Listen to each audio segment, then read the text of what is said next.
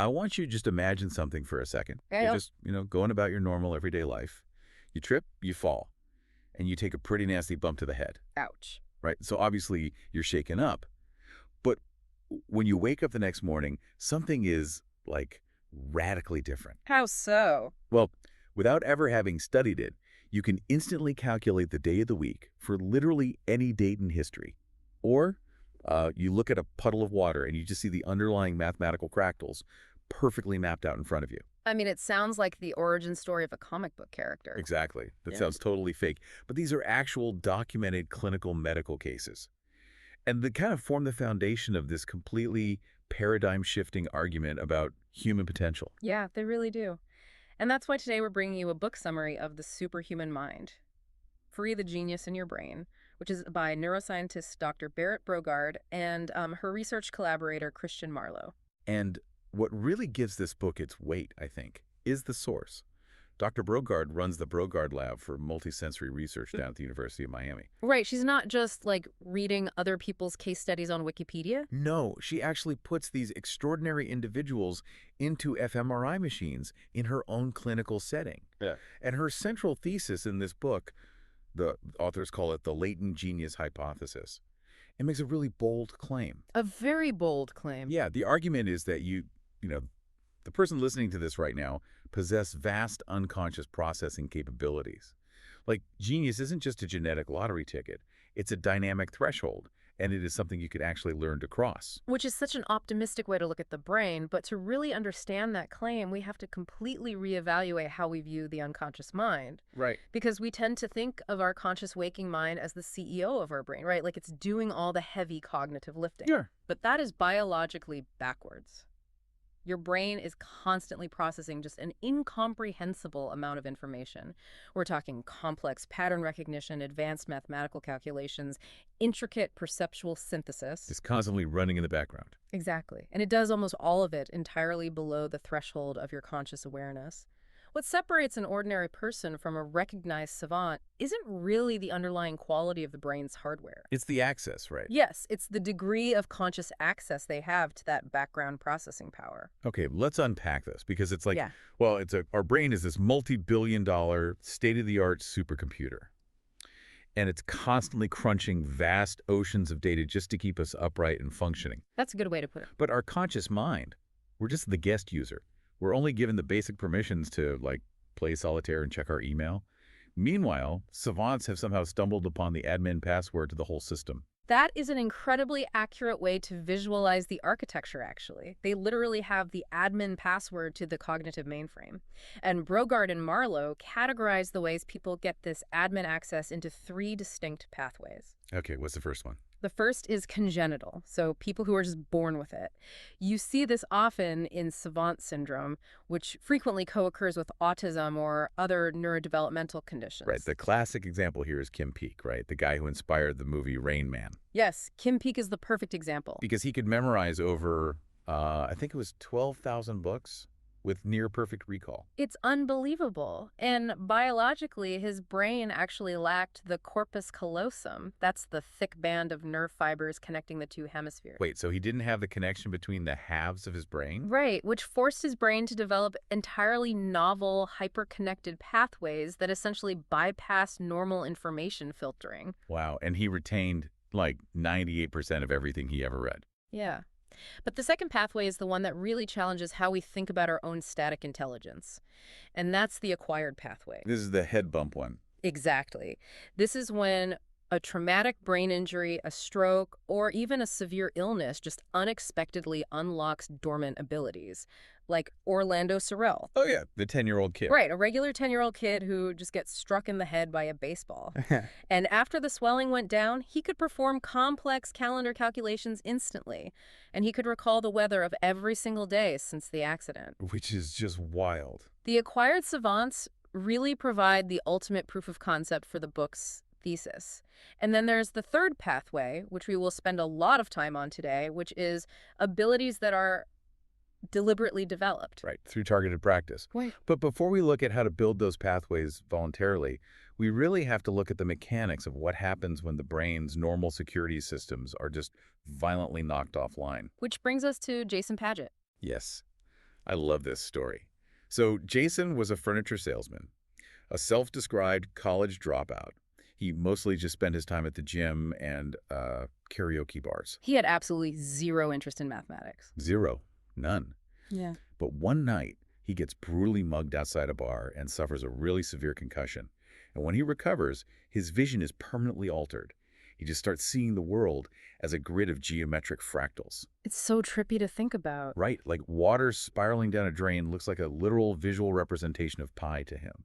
So he begins meticulously drawing these patterns, and eventually these academic mathematicians see his drawings and realize he is intuitively mapping out advanced mathematical physics. What's fascinating here is the underlying neuroscience of that transformation. Because the common assumption is that the head trauma somehow gave him mathematical skills. Like it knocked the math into him. Right, but you don't magically download quantum physics from a concussion. That's not how brains work. The counterintuitive insight Brogaard presents is that the trauma didn't create Paget's math skills. It disinhibited them. Meaning, the brain was already doing the math, but actively hiding it from him. Yes. Your brain, my brain, everyone's brain is naturally capable of perceiving deep mathematical structures.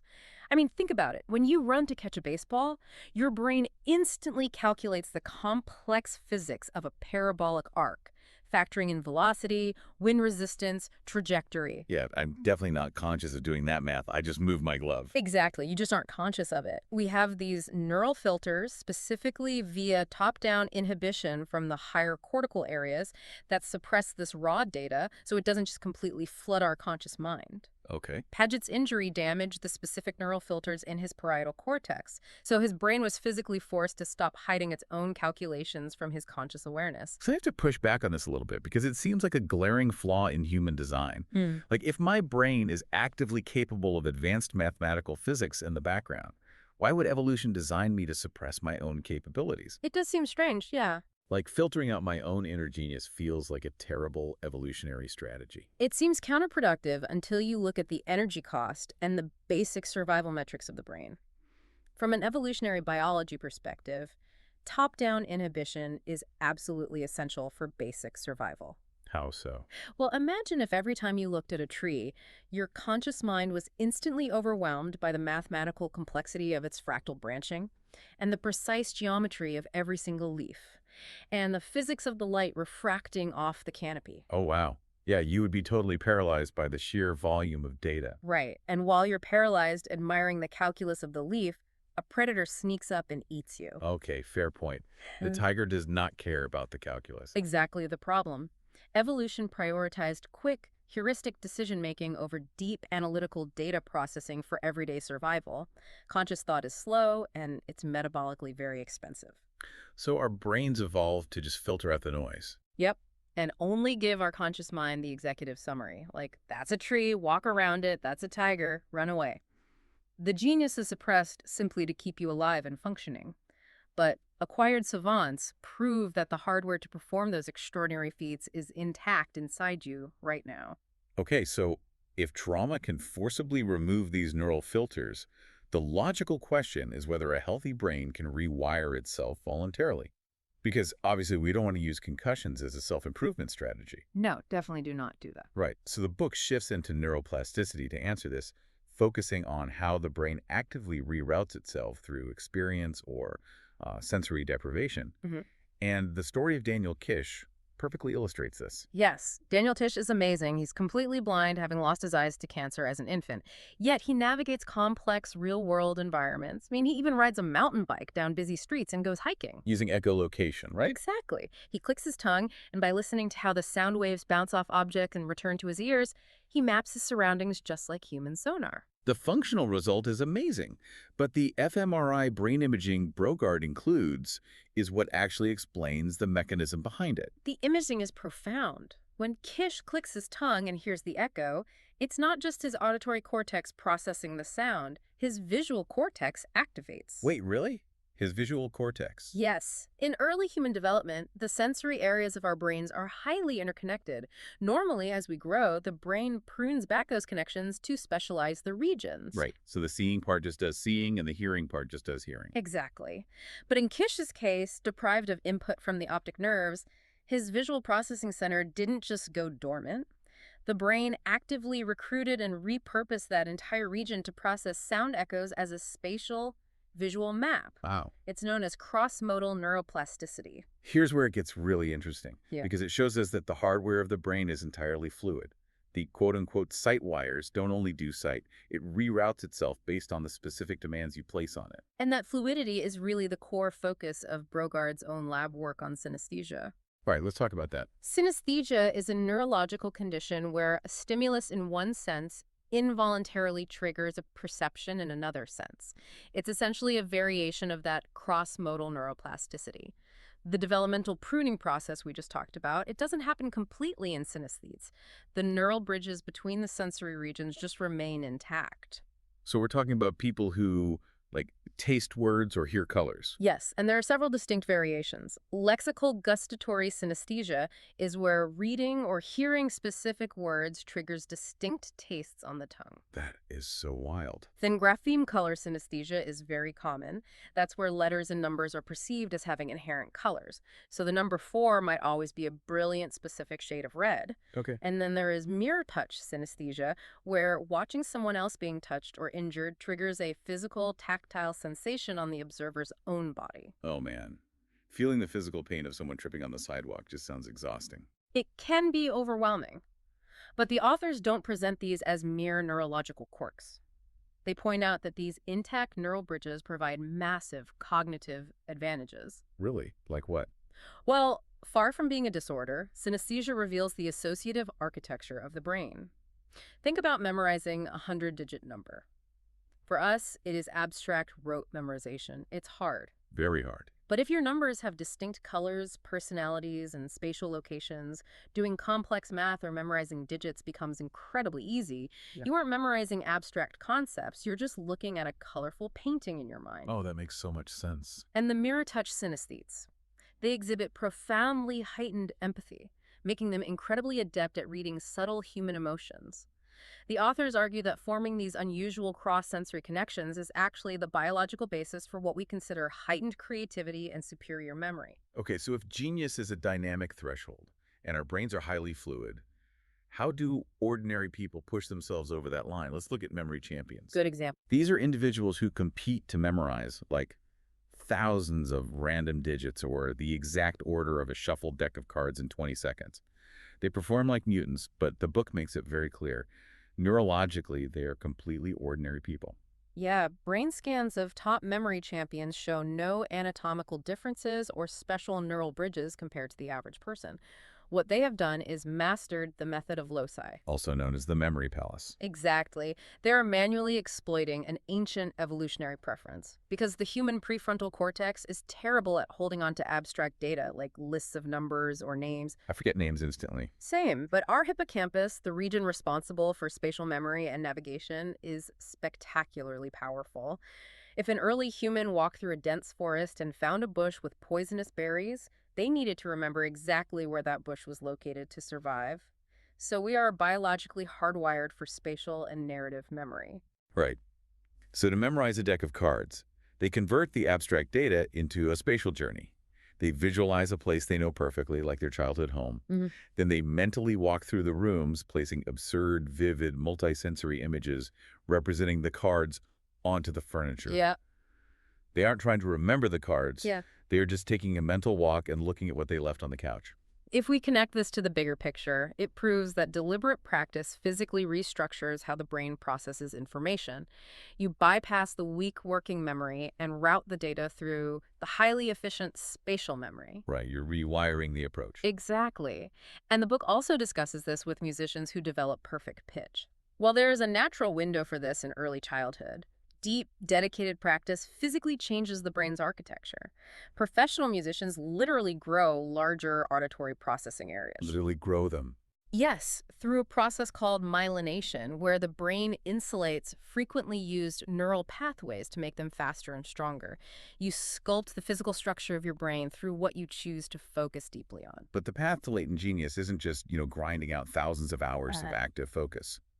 The book has a fascinating section on creativity and the moments we are entirely stuck. I've always noticed that my absolute best ideas, the real eureka moments, Mhm. they never happen when I'm staring hard at a problem on my laptop. When do they happen? They happen when I'm taking a shower or walking the dog. That phenomenon is driven by the handoff between two specific cognitive systems. When you are intensely focused on a problem, your conscious analytical brain is in control. It's highly effective, but it's rigid. It follows Yeah. linear, familiar, logical paths. Right. When that system hits a wall, staring at the screen doesn't help. But when you step back and do an automated task like taking a shower, the analytical brain powers down and hands the reins over to the default mode network, or the DMN. The brain's background processing mode. Yes. The DMN is a widespread network of interacting brain regions that activates when your mind wanders. Without the strict top-down inhibition of the analytical brain, the DMN has the freedom to dip into your vast unconscious processing power. Ah, so the filters come down. Exactly. It starts making weird, unexpected, non-linear connections across different regions of the brain. That's why the breakthrough happens in the shower. Your unconscious mind finally had the room to connect the dots laterally, and it suddenly delivers the fully formed solution right up to your conscious mind. Man, that is so cool. So what does this all mean for you, the person listening to this right now? If you want to start lowering these filters and rewiring your brain tomorrow, how do you actually apply this? The book outlines several practical steps, starting with the memory palace. Right. The authors recommend spending just 15 minutes a day practicing spatial anchoring. Choose a familiar route, like your drive to work. Take a grocery list or a set of talking points for a meeting, and mentally place vivid, bizarre images of those items at specific landmarks along the drive. So you are immediately piggybacking on your brain's ancient evolutionary hardware. Exactly. It's a quick hack. And then, based on the default mode network, the second step is to actively schedule diffuse thinking. We tend to treat breaks like a luxury, but the book argues they are a cognitive requirement. You literally have to step away from intense focused work and do something mindless without your phone. Give the DMN the mandate to connect the dots while your analytical brain rests. Absolutely crucial. Third is using multisensory learning to mimic the advantages of synesthesia. Don't just read a dry fact. Say it out loud, draw a diagram of it, or associate it with a physical movement. Engaging multiple sensory cortices simultaneously builds thicker, more durable neural encoding than just using visual reading alone. The fourth is embracing deliberate practice over mindless repetition. It's not about just doing something 1,000 times. It's about pushing the brain into a state of active error correction. And that ties directly into the final and perhaps most important takeaway: pushing past your comfort zones. The acquired savants gain their abilities through massive adversity and physical trauma.